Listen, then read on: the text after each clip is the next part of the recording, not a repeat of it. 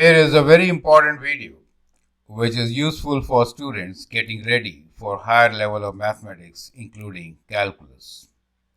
We'll find domain and range of all these functions and discuss at length the domain of a radical function. I am Anil Kumar. Welcome to my YouTube channel and the website Global Math Institute. In this video, we have 6 questions for you based on domain and range of functions. This playlist is very important for all the students who are trying to understand the characteristics of functions at a higher level. You can pause the video, answer these questions, and then look into my suggestions. You can also take these questions as practice test problems. In this video, we are going to solve question number 5, which is write domain of the function x square root of 9 minus x squared. In the following videos, we will take up general cases of each type of function and then discuss their solutions. I hope you will find it very informative, useful, and interesting. In case you want to learn from me, you can always send an email on the address given. Most of my students are doing extremely well. They are right on top of their class, getting highest marks and also awards and scholarships like Akshat. After attending university. The winner of this year's Certificate of Achievement Schulich Leader Award is anil.anilkhandelwal.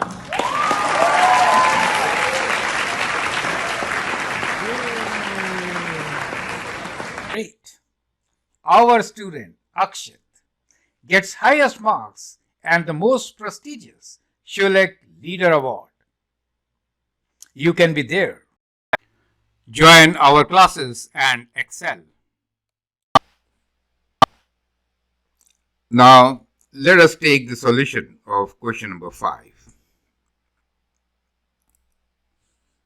I have rewritten the question, added some more information here. Under the characteristics of f of x equals to x square root of 9 minus x squared, we will discuss domain and range as well as whether this function is even or odd. So that is an additional characteristics which we are going to look at. The function given to us is f of x is equal to x times square root of 9 minus x squared. Now, as far as the domain is concerned, what do you think is critical? Within the radical, we should have non-negative numbers, right? Therefore, 9 minus x squared should be greater than, or it can also be equal to 0. That is critical. Solution of this inequality is actually the domain for the given function. Perfect. So let's try to solve this inequality. We can say that 9 is greater than equal to x squared. Now that brings us to a very important question. I can square root both sides, right? Both are positive. X squared is also positive. 9 is also positive. So I can actually square root it. So if I square root, what do I get? Some students will make a mistake at this stage, and therefore it's very important to discuss this. So we are doing square root of 9 here, and it's greater than equal to square root of x squared. Now, square root of 9 is known to you, which is 3. But what is square root of x squared? Many students will think square root of x squared is x, and that is where they make a huge mistake. And that's why they get it wrong. Absolute value of x is square root of x squared. Okay? So what we get here is that absolute value of x is less than 3. And that really means that x is between plus and minus 3. You get the idea.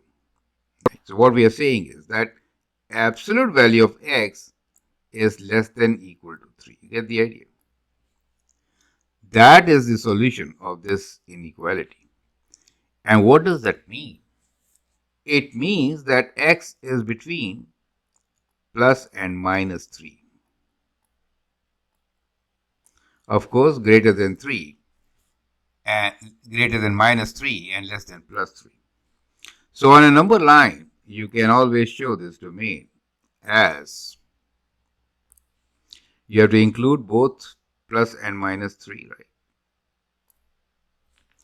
That is how you get the domain of this particular function. Is that clear to you? And the critical step which you need to understand is right there.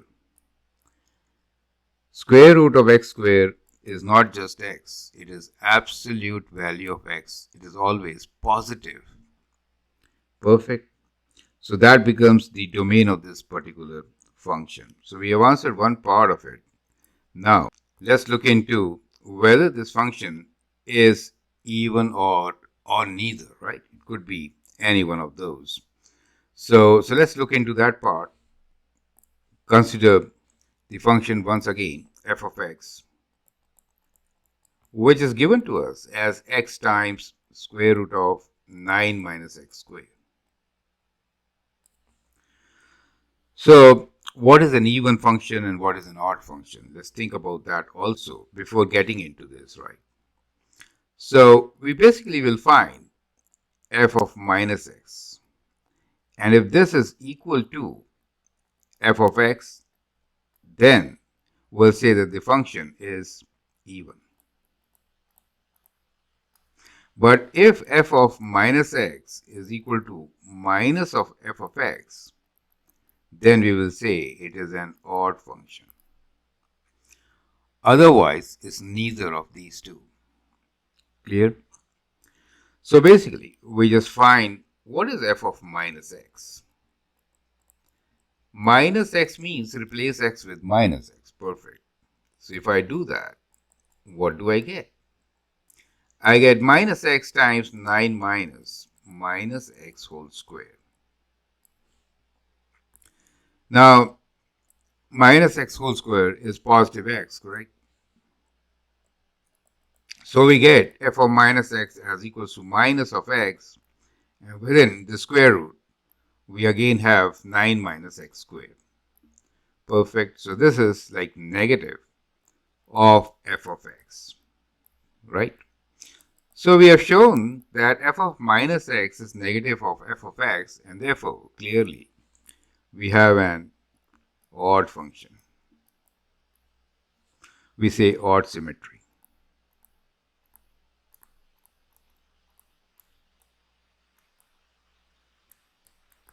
Odd symmetry of the function. Perfect. Now, those of you who have taken calculus will extend this question for them, and what you could now do is find derivative, turning point, maximum. So what you should do from here is analyze the first derivative of the function, then find local extrema, and then you may sketch the function, and that will also give you range also, right?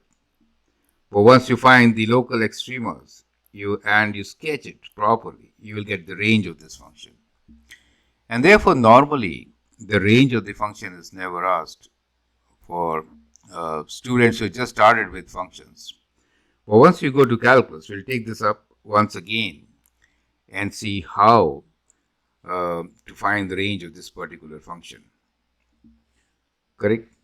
Now, just to give you an idea, this particular function, f of x, equals to x times square root of 9 minus x squared,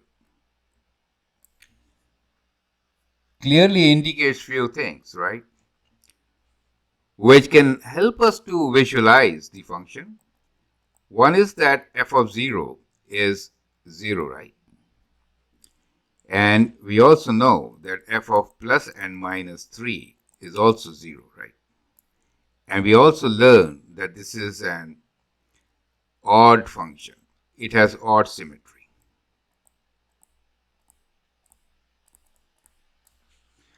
So keeping these things in view, we clearly have some idea about the function, and that is it has a 0 right there in the center. It has a 0 at minus 3. It has a 0 at plus 3. And you can see that if x is negative, the function is negative, and if x is positive, the function is positive, looking at the odd symmetry. And since we have to go from one 0 to the other, there has to be a turning point, correct? Since there has to be a turning point, we could sketch the function kind of like this.